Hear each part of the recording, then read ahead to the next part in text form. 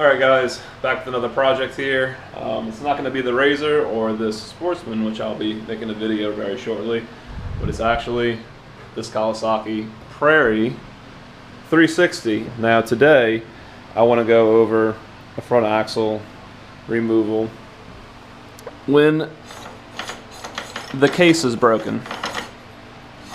So when I purchased this bike, that front boot was torn and the axle was clicking. He told me it had been torn for a long time. Obviously dirt, debris had made its way, and riding around my neighborhood it eventually just broke. So two new front axles. I fully believe if one goes, the other is right behind, although the rubber boots on this axle look completely fine. It's just good practice to keep things maintained to a T. You don't want to just throw one part on an old bike and not replace the other. It's just cheaping out, and it doesn't make for good mechanics. Alright, so the very first thing that we're going to do is remove your safety pins right here on your tie rod and your lower ball joint. I already did this tie rod, so we're just going to unscrew this and get this out the way. Two washers and a nut, and then we will pop off our center cap. It's nice to see a clean rubber center cap for once. And look at that axle nut. I mean, it looks brand new. This bike is just in excellent condition. So hard to find a bike that isn't just destroyed these days, compared to all these mud bikes out there now that, you know, 3 or 4 years the bike's completely gone. I see you know, 2015 Foremans that are literally totaled, and they're you know, 4 to 5 years old. They can't even make it because people abuse them so bad. Really a shame, but hey, to each his own. Alright, and now we are going to take, let's see, 27. Ooh, when you're good, you're good. Okay, so that wasn't that much work, but an impact definitely helps. Now, our axle's completely free to pull out. I'm not going to remove the caliper because the axle's going to pull right out the back. Now we're going to remove this guy, lower ball joint nut. Again, get your safety pin out of there.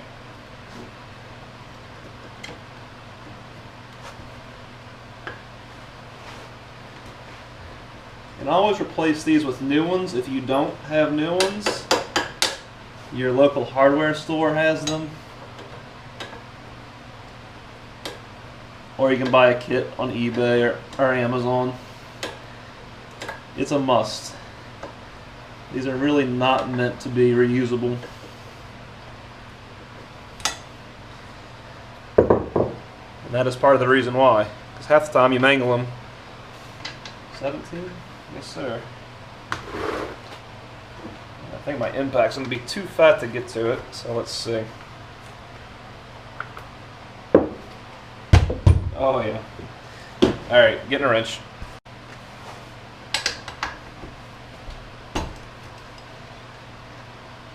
That was nice. So rewarding not working on a rusted out mud bike. Now we need to get a hammer, and we're going to pop the side of the A-arm. I'm actually going to put this nut back on, just thread it up enough to protect the threads. Grab my hammer and we're going to give it a hit.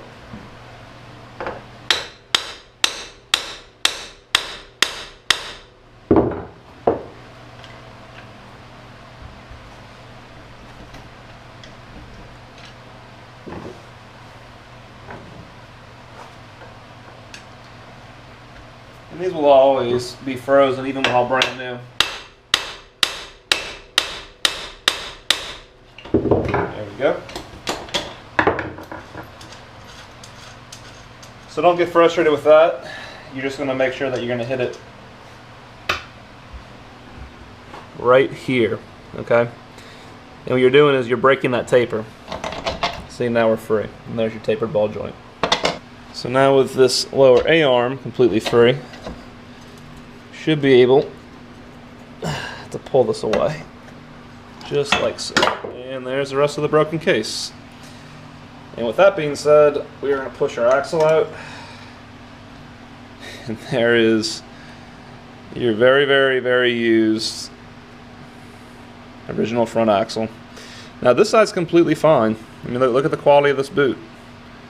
Really good. But I just like replacing both. I'm sure the other axle's completely fine. So now for the fun part, we are going to get that cup out. So before we start taking the slide hammer to this old axle cup that's in our front diff right now, I want to explain to you what you're actually trying to do. This snap ring right here needs to be centered for it to come out. So when you actually are trying to get these axles out, sometimes that snap ring will be hanging lower or higher depending on the orientation. And when you're trying to yank this out, a lot of times you'll be able to actually pull on it. Very difficult even with a completely normal axle. This ring has a center, so you're going to have to hold pressure, rotate, hit it, rotate, hit it, and you're trying to center your snap ring in this front diff to remove it. So just a quick explanation, and that way y'all understand what we're trying to achieve here with the slide hammer. So this is truly the key to making everything easy. I'm going to adjust this out, lock onto this axle.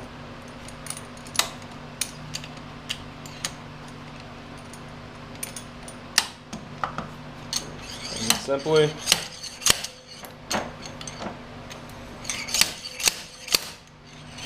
pop it out. So I think it's already coming, which is good.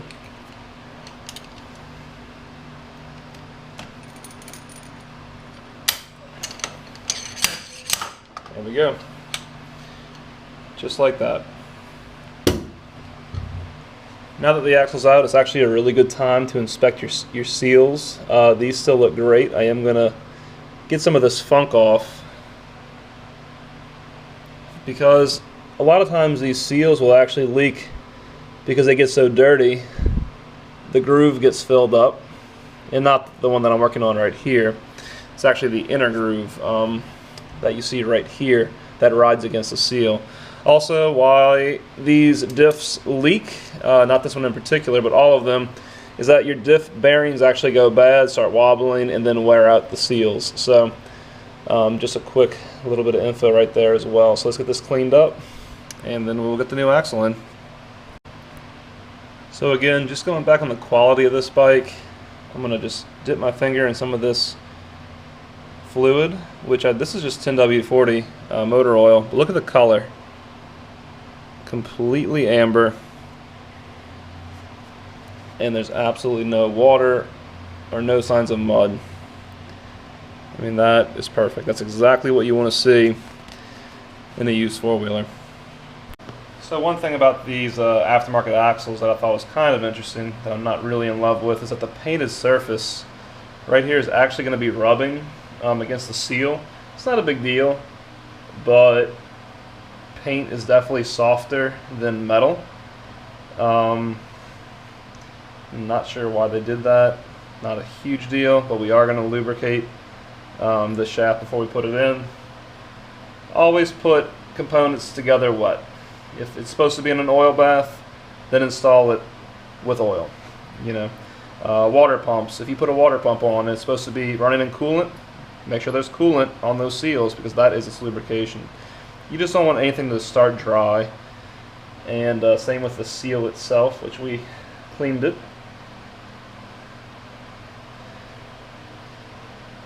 And now we'll simply just slip this in. Sometimes it takes a little bit of persuasion, because again, the snap ring does have to find its seat.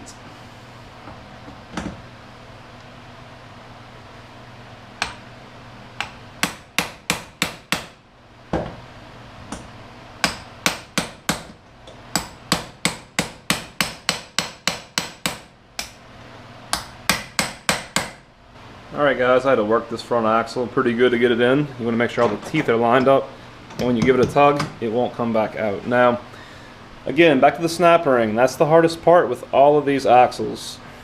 Here's the factory. See that snap ring? It sits pretty tight, but it's flush. You can see how it fit pretty well. Now for the aftermarket, this is what I ran into. Look how much that snap ring is hanging out. I believe when they slipped the ring over, they bent it, and it's literally expanded too far. So what I did is I took it off, and then I carefully put it back on like a piston ring, start at the corner, and then work its way over to get it to fit better, because I was literally just tapping and tapping, and I didn't want to damage the axles. So that's the best way to do it. And now we are going to reassemble it and get it running. One last tip that I recommend is using anti-seize on the axle splines. If you ever have a hub seize to an axle, you will know how frustrating it is, and this is a simple fix.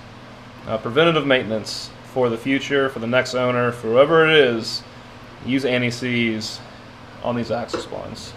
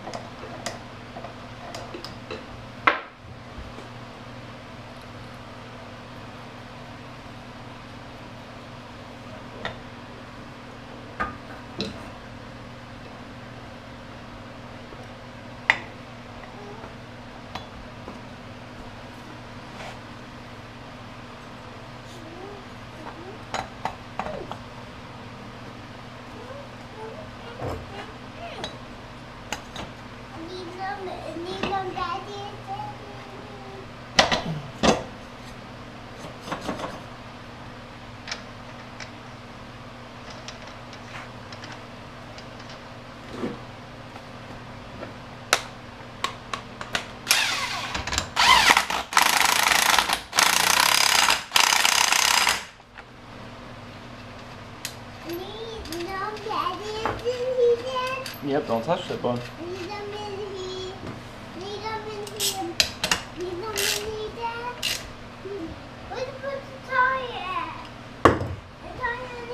What do you say? Where's the tire at? Oh, the tire's outside. Huh? Tire's outside. Oh. Oh, alright. Thanks for helping, dude. Boop. Back to work, they say.